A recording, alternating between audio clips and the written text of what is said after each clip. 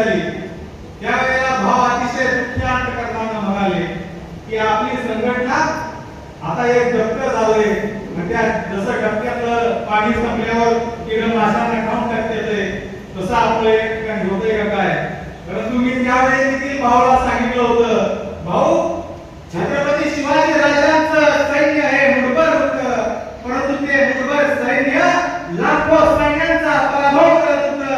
आम्ही जरी मुठभर असो तरी एक ना एक दिवस या धनघातक्यांचा पराभव केल्याशिवाय आम्ही स्वस्थ बसणार नाही. मला वाटत नव्हतं आपले कार्यकर्ते माझं बोलणं एवढं मनावर घेतले.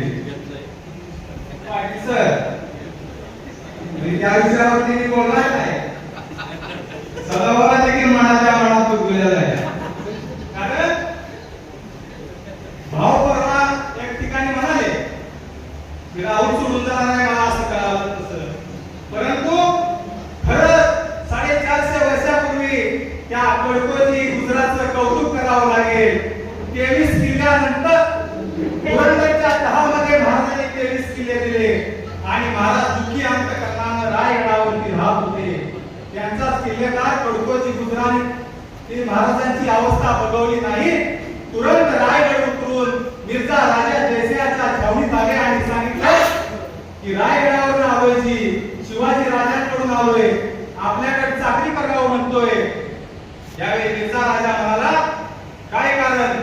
त्यावेळी कडकोजी गुजर म्हणाले शिवाजी राजा सोबत लढून मरण्यापेक्षा आपल्याकडे चाकरी केलेली कवाची चांगली.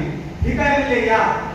8 दिवस चाकरीला होते त्या मिर्झा राजाच्या छावणी सोबत. एक दिवस ज्या ठिकाणी मिर्झा राजा झोपत होता त्याच्या तंबू शेजारी यांची दुटी लागली आणि न कळत विचार करता रात्री 12-1 वाजता आत तंबूत घुसले कडकोजी गुजर आणि कमरेची कट्यार उपसली आणि बोलले जो आमच्या राजाच्या जीवाला घोर लावतो त्याला आम्ही बिनघोर झोपू देत नाही.